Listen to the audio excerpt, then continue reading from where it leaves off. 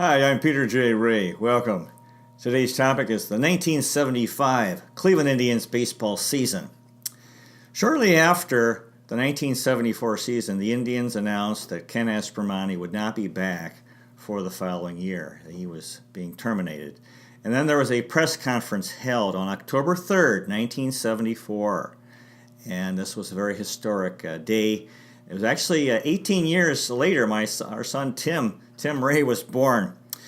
So on that press conference, Frank Robinson was announced as the new Indians manager, and it was history because he became the first African American manager in baseball, in Major League Baseball. And very historic day. He was also going to be a player manager. He was also going to play, and he had some experience in Puerto Rico managing in the winter. But other than that, that was his experience. So it was kind of unusual. He hadn't been coaching in the minor leagues, or he hadn't been a pro coach. And there was a great quote. When he spoke to the media, he said this quote: "If I had one wish, it would be that Jackie Robinson could be here, seated alongside me today." Of course, Jackie Robinson, who had been the first Major League Baseball player in 1947, at least since, for a long time, in more than 50 years. There had been a few in the late 1800s. So that was a historical day, October 3rd, 1974. That year, the Indians, under Frank Robinson's first year as manager, the Indians finished 79-80 in fourth place, 15 and a half games out of first. And they were playing at Cleveland Municipal Stadium again. It's a very beloved ballpark, and on the southeast corner of the stadium was this large Chief Wahoo sign, which I believe was lighted. It's now at the Western Reserve Historical Society. So we saw it. We went and visited. So I'm glad they kept that, even though Chief Wahoo is controversial, but it was part of my childhood. I know there are some American Indians who feel it's offensive. I like the fact that he had a big smile. And anyway, so the home opener was April 8th, 1975. And the Indians had all red uniforms. Frank Robinson put himself in the lineup and batted second. And he hit a home run in the first inning of Doc Medich of the Yankees. And we won the game. So it was a very exciting game. Very cold day. And my friend Rick Donaldson and his father were there behind home plate in their seats. So this was exciting for this opening day, the home opener. And the thing is, they had a tough year. They went on June 21st. The Indians' record was 24-39, so that was pretty bad. And however, they turned it around, finished the year 46-31. So it was like two halves of the season had a strong finish. The major problem we had that year was that Frank Robinson was in conflict with Gaylord Perry, especially, and Jim Perry, his brother, and John Ellis, and a number of umpires. And he was a very combative guy. And the thing is, Gaylord Perry and Jim Perry were our best starting pitchers the year before. But under Frank Robinson, they could not get along. Robinson could not get along with them, vice versa. So it was too bad. Basically, we lost our best starting pitchers because of this conflict. In the field, George Hendrick was in left field, hit .258, 24 home runs, 86 RBIs. He was the top hitter, or one of the top hitters. He had that power, and Robinson was pushing him to be a leader, although, Hendrick was pretty soft-spoken fellow. In center field, Rick Manning had his rookie year. And this is the beginning of a pretty good career. He hit .285. I think that was his highest average, or one of his highest averages. He had 19 stolen bases. Rick Manning could run. He was real fast, and he could cover a lot of ground in center field. They were hoping, he could have some power. It turned out he didn't have much power. It's nice seeing him now on. He's broadcasting Indians games on TV. He's been doing that for quite a while.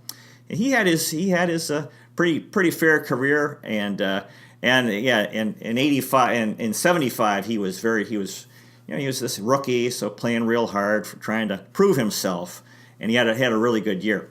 In right field, Charlie Spikes was the regular. He only hit 229, and Charlie Spikes also he wilted under Frank Robinson's leadership. Frank Robinson was very strong-spirited, determined, and forceful, and Charlie Spikes didn't respond to his being kind of hard on him and pushing him. And it was too bad because Spike's career went into a tailspin and never recovered. So that was a tough. 75 was a tough year for Charlie Spikes, and I felt real bad because he was my hero. And so he's another guy. If you look at Frank Robinson's tenure in Cleveland and the 75 season, it was definitely problematic, and Spikes was another example of the problems. Buddy Bell was at third base at 270, 10 home runs, 59 RBIs. He had another good year. Yeah, good average, good glove, good guy. Buddy Bell. Later, he was manager of the Tigers for a while, I believe. Frank Duffy was at short, hit 243, 1 home run, 47 RBIs. Good fielder. Again, his hitting wasn't that great, but he was a good guy, soft-spoken guy. Frank Duffy. Dwayne Kuiper was at second. This was his rookie year, and he hit 292. Good hitter. Usually he was a cleanoff. He was the leadoff hitter, and he tied Rick Manning with.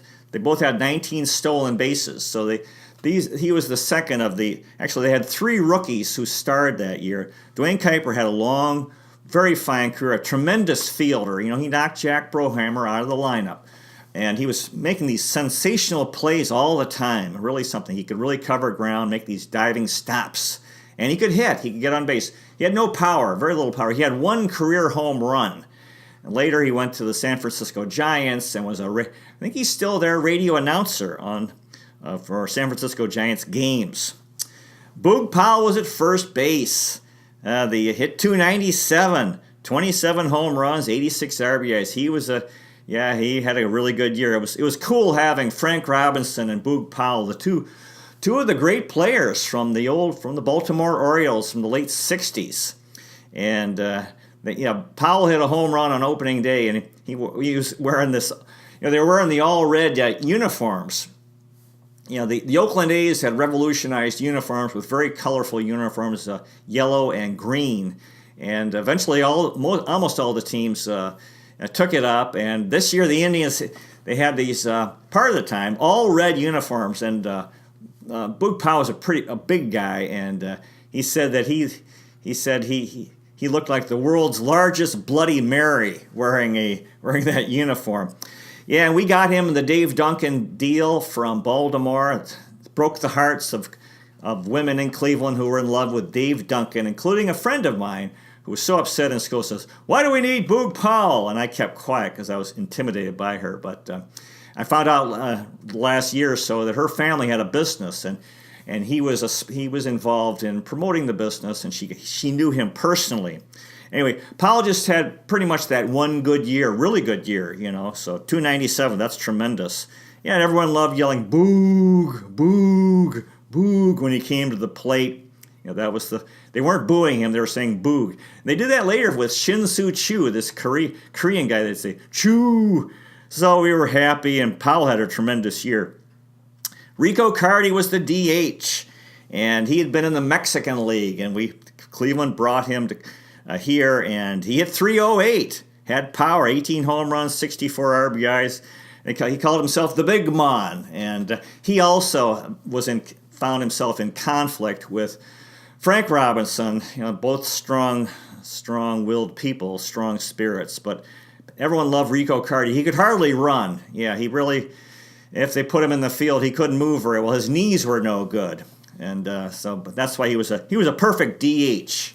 The DH, the designated hitter. He only had to do was bat, and if he hit a home run, he could make his way around the bases. I don't know if he hit any triples. He might have had a few doubles, but he had trouble running the bases. Al Ashby was our catcher. Hit 224, 5 home runs, 32 RBIs. And I remember listening to Pete Franklin's Sports Line, and Franklin thought that Ashby had no future in baseball. And Pete was wrong, because Ashby, he's another guy we traded. Too bad. Ashby had a tremendous career with the Houston Astros. He had a very long career. Did real well. Pete Franklin was, remember I called one time. I got on the air one time, talked to Pete, listened to his, he was very opinionated. He said Ashby couldn't cut the mustard. And I got on the air one night, and I had this story my father used to tell about Fat Pat Siri, who played for the Indians. And this dad used to tell the story that Siri wasn't a good fielder, playing left field. And so the announcer would say, "Fly ball to left field, and Pat Siri is racing in, and it's over his head." I tried to tell that story, but Pete Franklin cut me off. Among the bench players, Ken Berry, we'd gotten in a trade during the off season, and I was very excited about Ken Berry for some reason. He only hit 200 in 25 games, didn't do so well. Jack Brohammer was on the bench, hit 244 in 69 games. So he was there, and feeling kind of bad because Dwayne Kuiper had taken his job because Kuiper was better. Ed Crosby, another infielder, would get into games. He had 234 in 61 games. Not much of a, so he could fill in and, play, I think, short, second, and third. John Ellis was another bench player. He was also had trouble with Frank Robinson, and Robinson benched him. It's too bad because he had all these guys who declined and eventually were traded because of their conflict with Frank Robinson. Gaylord Perry, Jim Perry, John Ellis, Charlie Spice really wilted.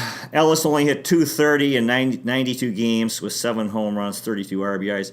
Oscar Gamble was another guy coming off the bench, hit 260. Rico Cardi put him on the bench. He hit 15 home runs, 45 RBIs. Joe Liss, everybody loved Joe Liss. He hit 308 in 9 games. He was in the minor leagues. He was getting older. Brought him up at the end of the year. John Lowenstein hit 242 again, for the second time. 12 home runs, 33 RBIs. Tom McCraw was another bench player, hit 275 in 23 games.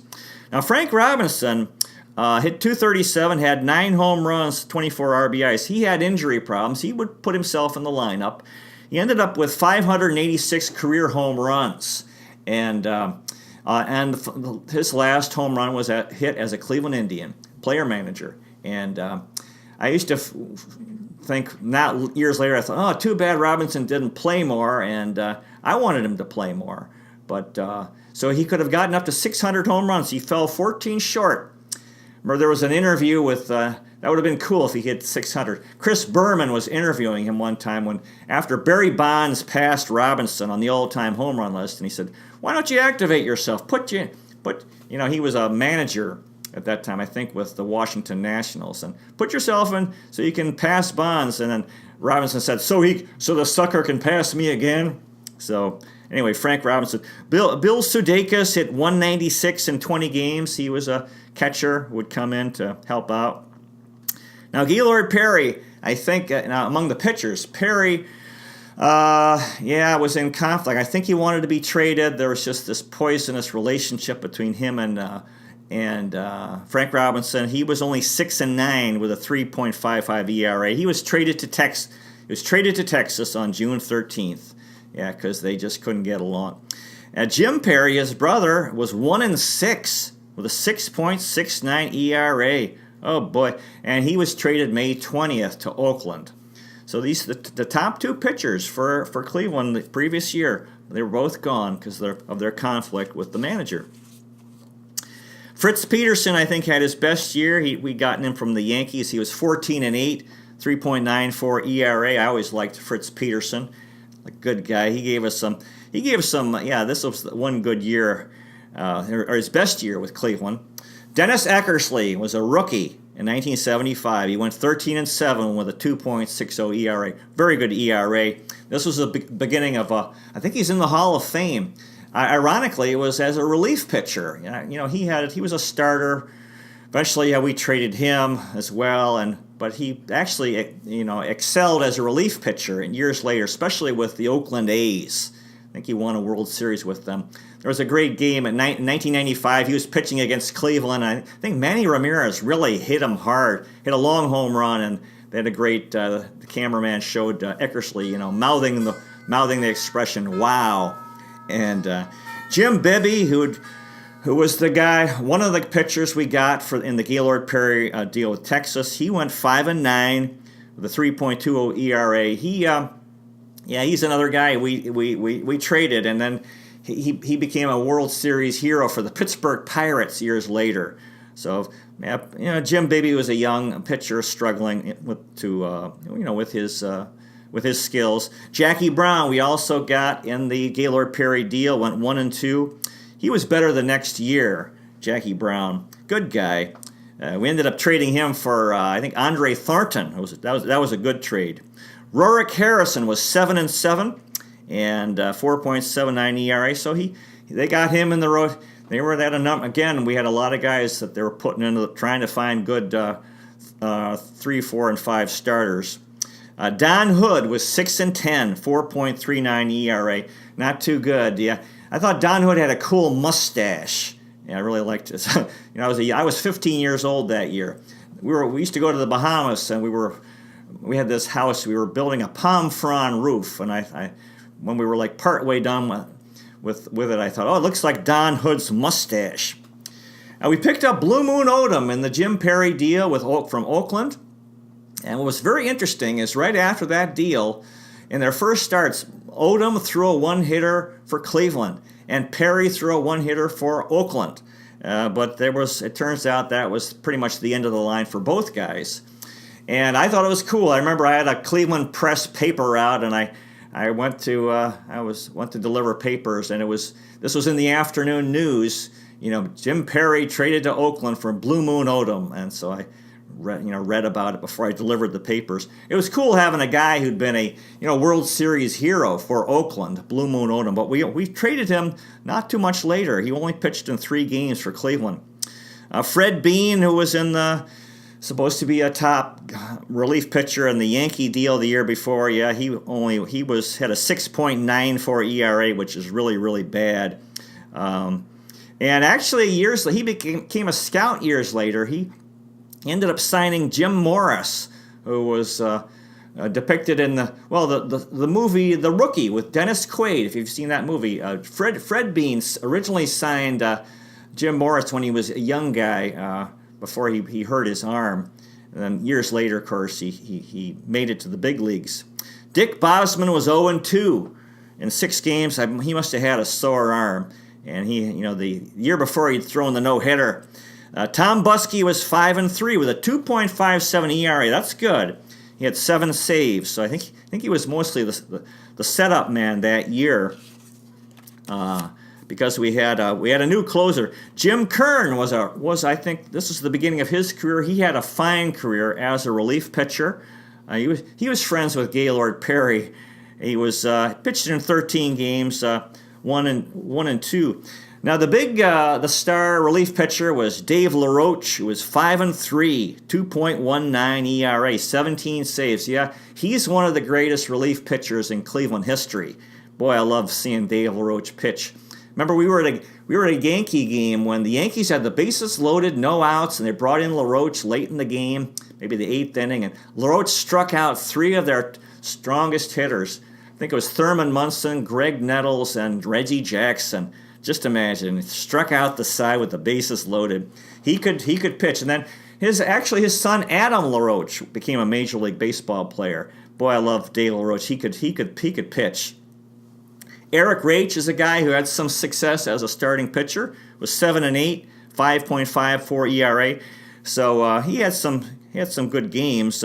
He married Russell Schneider's daughter, Eileen Schneider. Russell Schneider was the primary a writer in the Cleveland Plain Dealer newspaper sports section covering the Indians. So his daughter married Eric Raich. And then the third pitcher we got in the Gaylord Perry deal with Texas was Rick Waits, who went 6-3 and a 2.94 ERA. Waits gave us a number of good years as a starting pitcher. This was the beginning of his career in Cleveland. But the Gaylord Perry deal really wasn't so. Perry went on to win more than 100 games in the following year. So anyway, 1975 was an interesting year. The Indians made history with a first African American manager, but there were a lot of drama in Cleveland. It was a fun year. We're having Boog Powell and Frank Robinson. So anyway, that's the story. Thank you so much for watching. And Tribe rules, Cleveland City of Champions. Good luck to the 2018 Cleveland Indians. And for the 1975 Cleveland Indians, they are forever champions in our hearts. Those of us who are around back then and follow them. God bless those fellows. God bless all the players and guys who worked for the team and all the fans who followed the team in 1975. Thanks for watching, and I'll see you next time.